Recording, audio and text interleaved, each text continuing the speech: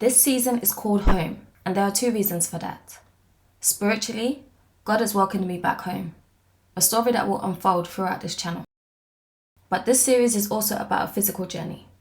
After spending 11 years living alone, to living with my husband for a year, then moving back in with my mum at 36, there's been a lot of change.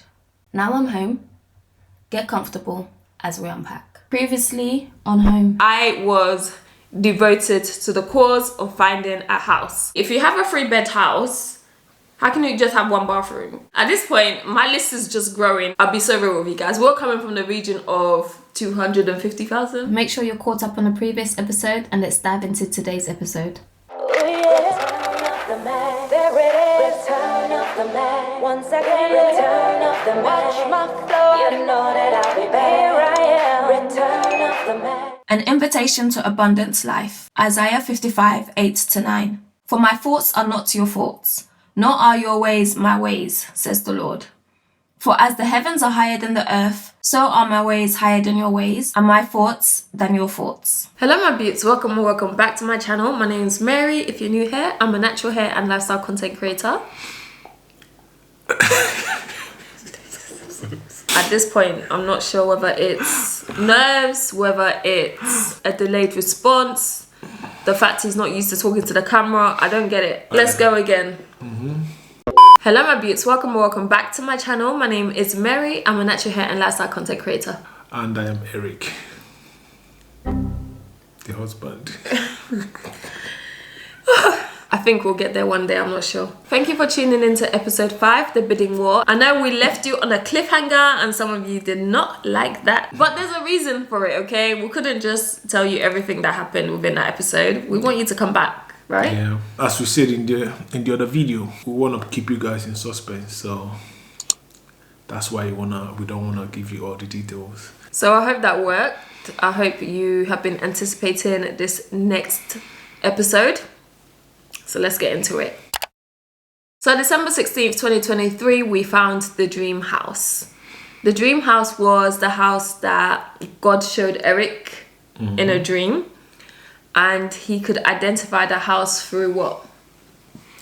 From the bricks, the front entrance, and the roofing.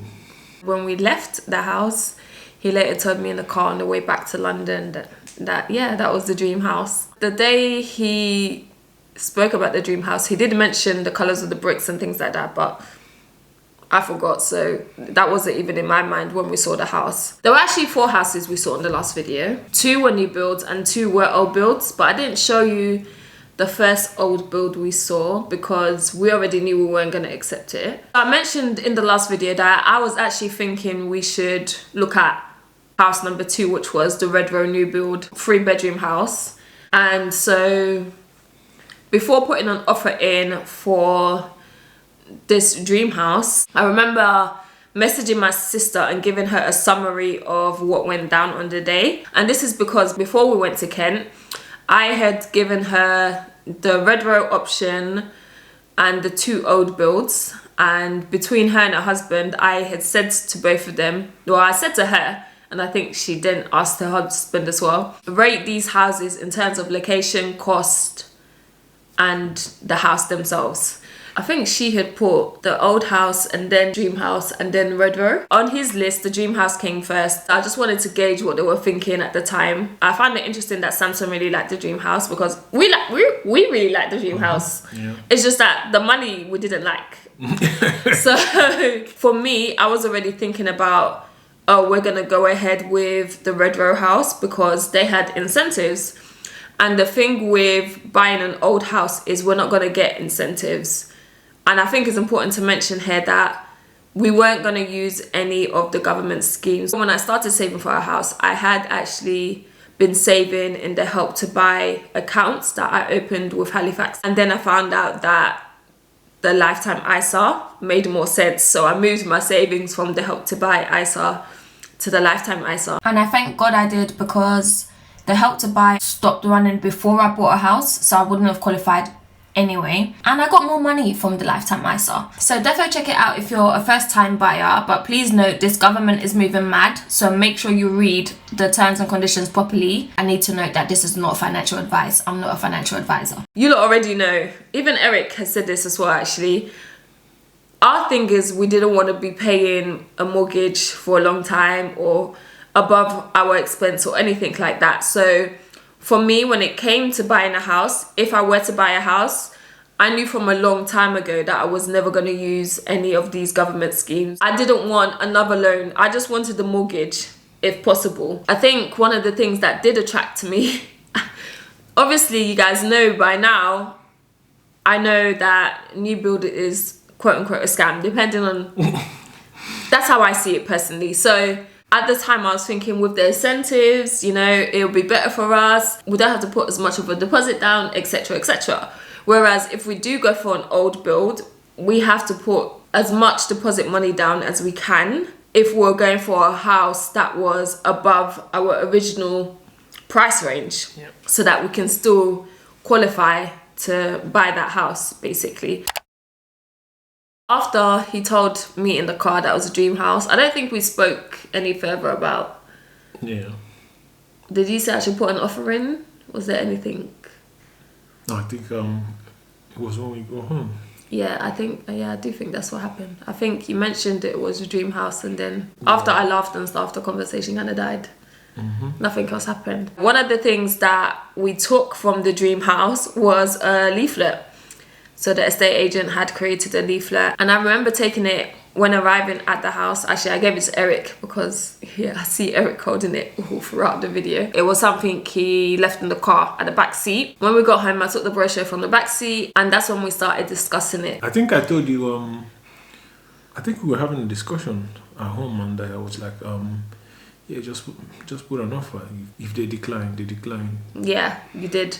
So it was a Saturday that all of this happened, and obviously we knew that we're not going to head back until Monday, whatever. So we weren't in a rush. So when Eric said, oh, let's just put in an offer, and if they accept, they accept. If they don't, they don't. Obviously, I went below the asking price. And I must remind you that before even viewing the house, the estate agent had already said, the seller is not going to go below the asking price. So me, I have audacity, clearly. Even when Eric was saying put an offer in, it's not that Eric gave me a specific number to work with. I just put in what I thought the house was worth in terms of our pocket. To be fair, I did think the house was worth more than what I was offering. And I will say, even the asking price, I think the asking price was worth the property. I just didn't want to pay the asking price if I didn't have to. So I remember I wrote a whole email because I think it was midday we saw that, just a bit after midday we saw the house. And it was around 8 p.m. that I responded. Basically, the estate agent had sent, all of them do this actually, they send feedback forms asking what you thought of the house, if there's any questions you have, etc, etc. So I remember responding to the feedback form, and then I gave a detailed email specifying the reasons why I believe the house was worth my asking price. I was bigging the house up, talking about how nice it was, but I saw this that might need to be changed, and I saw that.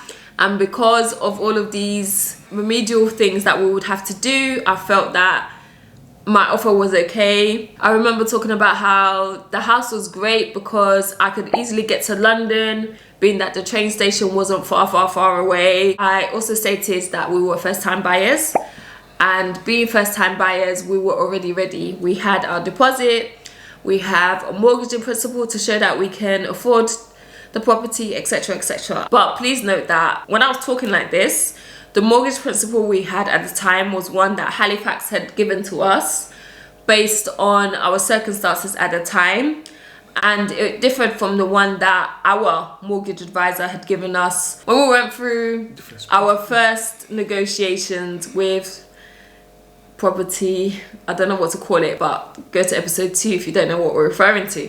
I gave him the mortgage principal, I showed him proof of funds in my account. I even stated that, you know, I know that we would need more proof of funds because the mortgage in principle and the proof of funds that I had in my account didn't quite match up for the value that I had placed on the house that I was offering at the time. So I said, oh, but don't worry, the extra money is gonna come from my mom, and yeah, we're all good to go. So just showing that we're interested, that we're ready to go, there's no need to worry about anything, blah, blah, blah. Anyway, that's how I was just trying to sell it. And then the following day, he responded with, thank you for your offer, this will be discussed with the client. So cool. And that day was Sunday. I wasn't even thinking I was going to get a response until Monday, but great. Sunday responded. So we're all cool. We're just enjoying our weekend, right?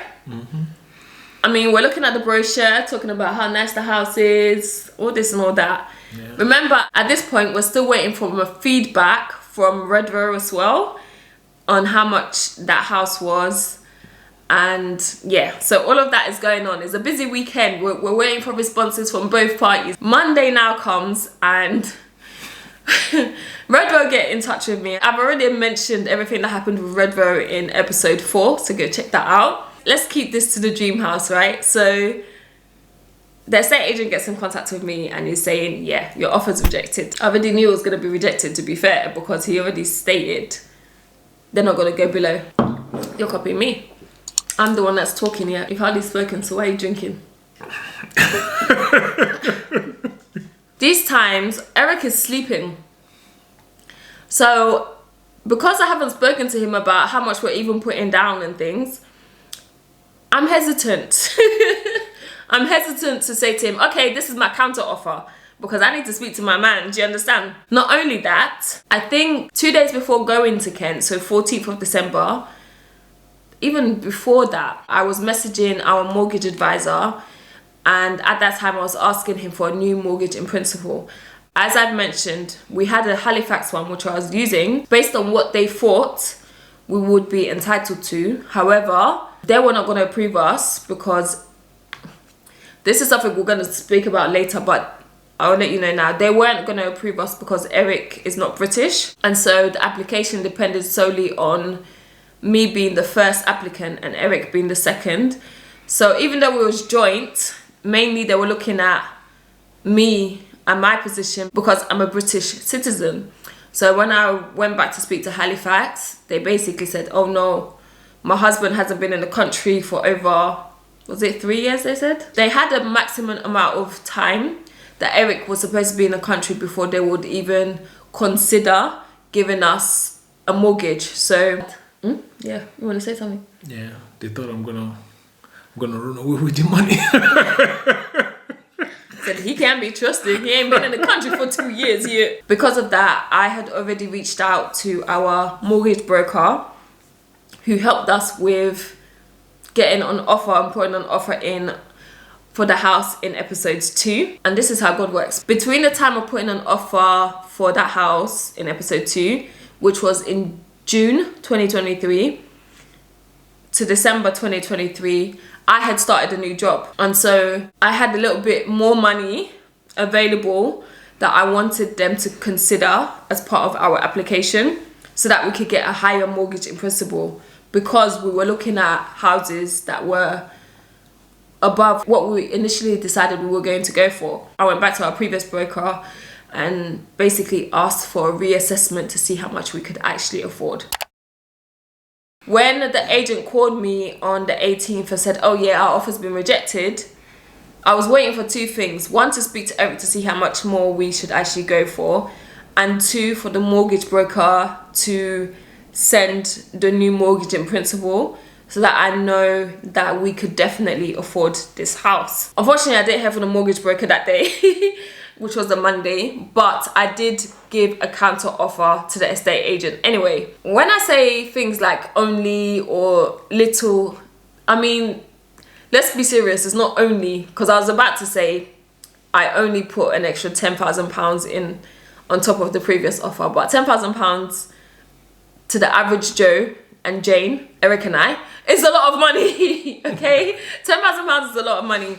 So even though I say only, I'm saying only in the fact that if we're talking about a big purchase like a property, where people are bidding, you know, £10,000 sometimes in the grand scheme of things doesn't touch anything, yeah? you'll probably be on the back foot. People will be throwing in 40k, you know? So in that kind of situation, that's why I'm saying only £10,000. Anyway, so I threw in an extra £10,000 on top, and then you won't believe it. This one comes back with, there are 2 more potential buyers that have now entered the chat since the weekend. I said, oh, I think he was just bluffing. he definitely was just bluffing. But guys, my heart was set on this, guys. I'm not gonna lie, my heart was set on this. So I thought everything he was saying was real, but in retrospect, he was definitely bluffing. So this is how he put it to me. He said, 2 more buyers have entered the chat. One of the buyers is in a chain. They're waiting for their property to sell, but they're in the midst of getting all of that paperwork approved and stuff. So once that sells, they can easily move in and have the money ready for the seller. I said, okay. Then he says, the second couple, they're not first time buyers. They're renting at the moment. And so, you know, they're just trying to confirm that, you know, they can get their lease. Whatever the case may be, he said 2 more people had entered the chat. And so he intentionally put pressure on me. And then informed me that my extra 10k had been rejected. Has been declined. He said it's been rejected. When he started telling me about these 2 new buyers, I was going back at him. I was saying, okay, but we're first time buyers. We're not waiting for anything. I've shown you our money is available. I've shown you our mortgage in principle is ready. Blah, blah, blah. Me too, I'm trying to go back here. So I'm just reiterating, we're first time buyers. There's nothing stopping us. We're not renting anywhere. We're living with my mom. We have the money. If we need extra, my mom has the money. I then sent my mom's bank statements to show proof of funds in her account too. And yeah, then he just said, Great, your offer's rejected though.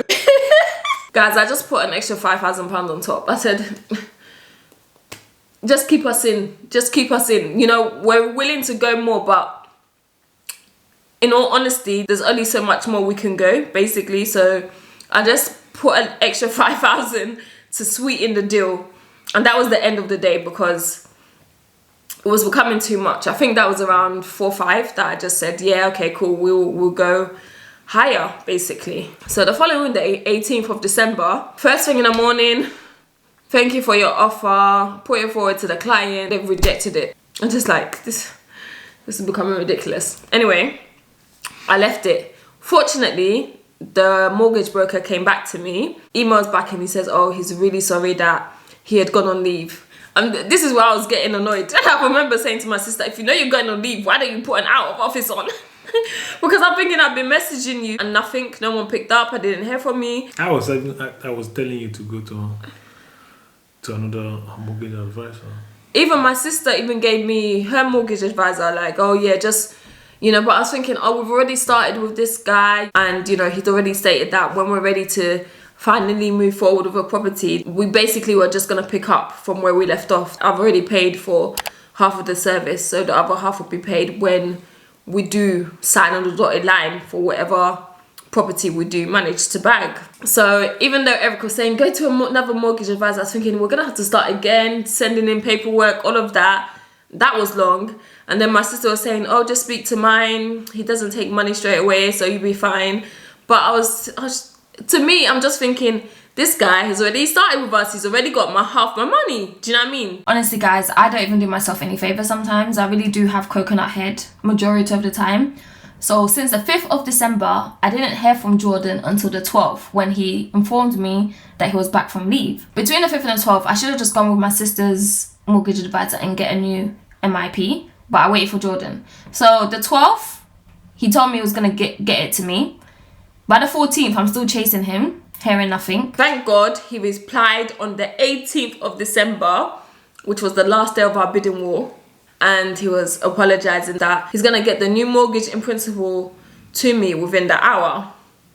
I couldn't even wait the hour. I just kept calling him. I remember messaging him. I said, oh, sorry, I just tried to call you. Right now, I'm in a bidding war. As we speak, I'm on the phone in a bidding war. So I need a mortgage in principle ASAP so that I know how much more we can go up. But in all honesty, I wasn't willing to go over a certain amount. As Eric already said from the beginning, he said if they accept, they accept. If they decline, they decline. And I felt that we were already pushing the boat. So when the estate agent called me back and said our offer had been rejected, he mentioned again the 2 buyers. But there was something he said that made me question. So he said our offer had been rejected. I said, really? It's gone over the asking price. So what figure are you at? And he stuttered. So that stuttering made me aware that no one had bid above what we... Well, in my eyes, I thought, nah, something's not right. I don't think he would have given a figure anyway, but it's the fact that he stuttered. I don't know whether I caught him off guard, but for me, that rang in my ear. There was a hesitation there. I was like, interesting kind of thing. Then I said, okay, so who put the offer in? Because I was not going down without a fight. Yeah, you want to take him down with you. Yes, we're all going to go down together. You're not going to try me. Because honestly, I was really thinking, and I remember saying this to Eric. I believe I said it to Eric and I said it to my sister. I said, in all honesty, I believe the house is worth even more than what I am offering. However, I don't have the money. Do you know what I mean? That's what it was for me. I said the house is definitely worth... I'm not saying that they've overinflated the price. You know, I checked the price of houses around the area and it definitely was in line with what the area was saying. And the thing about it was, for me anyway, it was cheaper than some of the houses around the area. And that particular house actually had more than what the other houses were offering. So for example, there were a lot of bungalows around the area that were going for maybe 20k over what the offer was for that house. So I was thinking, oh, okay. And a bungalow, some of them were 1 bedroom. And this house was a 3-bedroom detached property. With enough space. Huh? With enough space. With more than enough space. So I was thinking, okay, it's worth what it's worth what it's priced at. My thing is, I can't come and kill myself because I want the house. Or I can't come and kill myself because Eric saw it in a dream. I can't. Where's the money coming from? Do you know what I mean? I don't like stressing about money. I don't like having to think about, okay, how are we going to pay the mortgage tomorrow? How are we going to pay the mortgage next month? That's not my portion in life. Is it your portion? No. Okay. To be honest, at this point, I said, let me take emotion out of this. And I said, the figure I'm going to give next is going to be my final figure.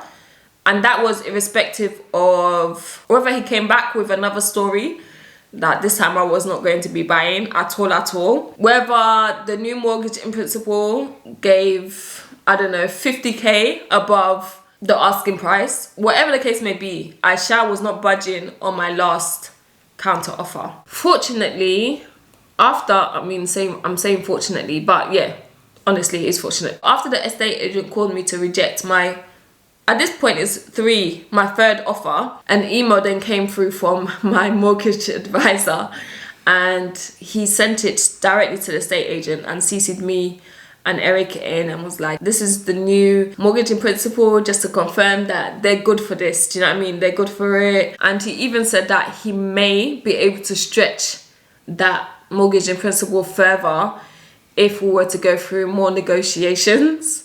So he was really showing that he was trying all he could do for us. But at this point in time, I was not going to go above my final offer. So 18th December, we've been going back and forth basically all day. And after the mortgage advisor sent the email, after the estate agent called me to say offer had been rejected, I just said, let me chill. I'm not going to use emotion to do this final offer. I'm going to be practical. And whatever this final offer is I'm about to put in is going to be based on the fact that, one, I can find the extra funds from the deposit to ensure that we can meet the deposit requirement and that it covers what the rest of the mortgage in principle says we can afford, okay? So essentially, we've got a mortgage in principle that says we can afford this, but this is on the basis of if we can put this amount of deposit down, then we can meet the asking price of whatever house we said we wanted. So I hope that makes sense. For example, if you had a mortgage in principle for 400,000 and you find a house that's 420,000, as long as you have £20,000 deposit, the 400 plus the 20,000 will make up the sum of the 420,000 that you need for the house. So that's the kind of situation we were in at the time. I looked at the mortgage in principle and I was realistic with myself. I said, if another lender says they can't stretch it any further, are we willing to see where we can get the money from? Because remember, I've already said my mum is going to cover the gap that I have. So based on that, and based on the fact that I didn't want to stress about where I'm going to find the rest of the money, I came to a final figure.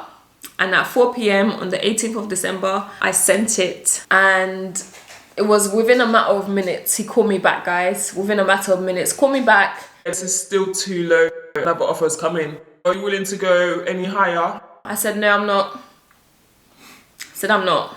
Well, I'll give this to the client, but I already know that we've got a higher bidder, so yeah.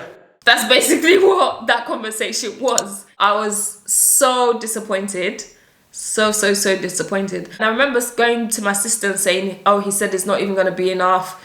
And my sister was saying, by law, he has to go back to the seller, and the seller's the one that has to say whether yes or no. So, you know, up until 4:20, when that email came in, I still had some kind of hope, even though he already said on the phone, yeah, it's not good enough, basically. But within me, I knew that we're gonna get the house no matter what, because I've already seen it and it's been confirmed. So how was it confirmed? it was shown to me, so that means it's been confirmed. Okay. Within 20 minutes, received an email and it confirmed that the offer had been rejected. Honestly, I was devastated. When Eric woke up, I told him all the back and forth I had done throughout the day, and he said, yeah, let's move on and find another house. Imagine, this is coming from someone who just said it was confirmed to him. Guys, the roller coaster ride, even this one is putting me on. Yeah, but I still had hopes, you know. I still believe that, you know, something's gonna happen. Like what? Like a miracle. My sister was saying that, oh, you never know, that whoever outbid you, maybe they find out they can't afford a house anymore or something. She said something like that as well. But guys, I was devastated. All of this talk that they're doing, at the time I'm just like, you guys are just talking for talking's sake. This is not helping my situation. I've got it in black and white that we've been rejected, and I physically can't get any more money. So whatever miracle is going to happen, it has to be that they're just going to accept our final price. 18th turned to 19th, 19th turned to 20th, 20th to 21st. I was so upset to the point where the brochure was still in my mum's house. And at this point, my mum's house is a mess because we've been there for, I don't know, a year now, and everything is all over the place. But that brochure is standing out to me. So many times I wanted to throw it away. So many times, because the house just looks so beautiful on it. And every time I'll flick through the pictures, I'll get upset again. Even by the 21st, Eric was confused. He was like, you're not sending me houses, what's going on? And then I said, I'm not in the mood to look for houses, I'm tired. And then he even offered to look for houses. I said no, because Eric is just gonna pick houses that I'm not interested in. Do you know what I mean? I've seen the dream house now. Why am I gonna allow you to now show me houses that are not up to par with the dream house? But he offered to even look at houses. I said no. And then I said to him, just give me time. Let me enjoy Christmas. Yeah, I think you said, you're gonna start again by January or something. Yeah, like that. That's exactly what I said. I said, let me enjoy Christmas. Let me actually have a break, because me too, I'm tired of looking at houses. And then we'll pick this up again in January. You guys, I'm not going to lie to you. January 1st came and I said, I'm not picking this up. I was not interested, all right? Every night I would just be looking at that house, you know, imagining a lot of things, you know, picturing how we're gonna be doing in the house. Sorry. You know? It was torture, man. It was torture. When I spoke to my mum, she was just like, you know, if that's God's will, that's God's will. Like, but I was just thinking, why would God show a house and then we don't get the house? That's what unless I think that was at the point you wanted to cry. You know? No, it's not that deep. Unless Eric saw another house, and just because he saw the dream house, he was immediately saying, you know, because it fit the description that was our house. Yeah, it was. Oh. It was. Okay, 100% standing on that. Certain.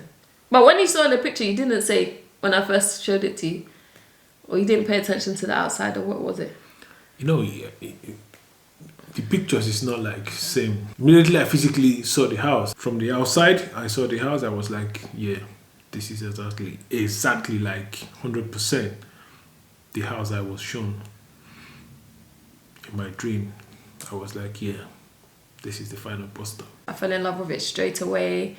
And for me, it's not even about emotion when it comes to... It's not about emotion when it comes to the house. For me, it's about the money. I'm practical, okay? I'm very practical. So as long as it's something that's within our budget, whatever, even if I don't love it, as long as it's somewhere where we can grow, where we can, by God's grace, you know... Be comfortable. Hopefully by the time we're ready to move, it's appreciated. We can get something even bigger, even though stamp duty and stuff will probably even eat into all of that. But you guys already know, I said it so many times, it was never like a goal tick or anything like that for me. It was not on a vision board or anything like that for me.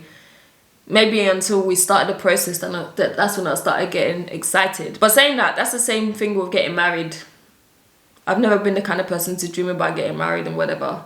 And God just put it in my lap. That's how he does. I always find when it's not something I'm focusing on, that's when God is saying, okay, it's time for you to do this now. Yeah, he would just draw you something. Yeah. But yes, so that's the story of the dream house. We were rejected. Not once, not twice, not 3 times, but 4 times. All in the space of 2 days. Yeah, so I was devastated and I said I'm not looking at houses anymore. This one is too much. It's playing too much of my emotions. I cannot. So yeah. Anything else you want to say? We'll see you guys in the next episode. Yeah. What do you guys think happened next? Did we go for another house? Should have leave it on the comment section. Yeah, they should leave it on the comment section. Do you think I started looking again for houses in January?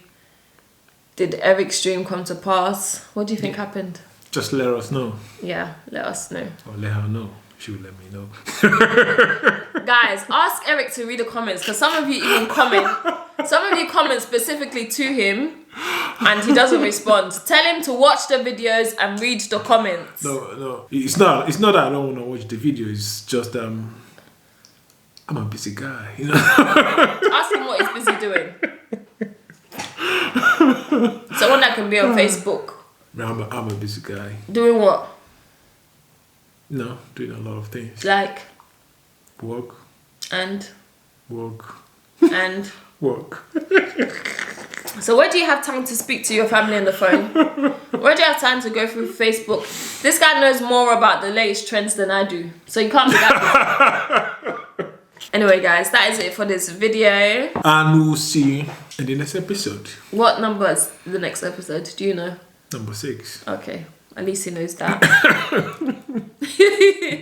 Love you guys. Thank you so much for watching. As always, like, comment and subscribe.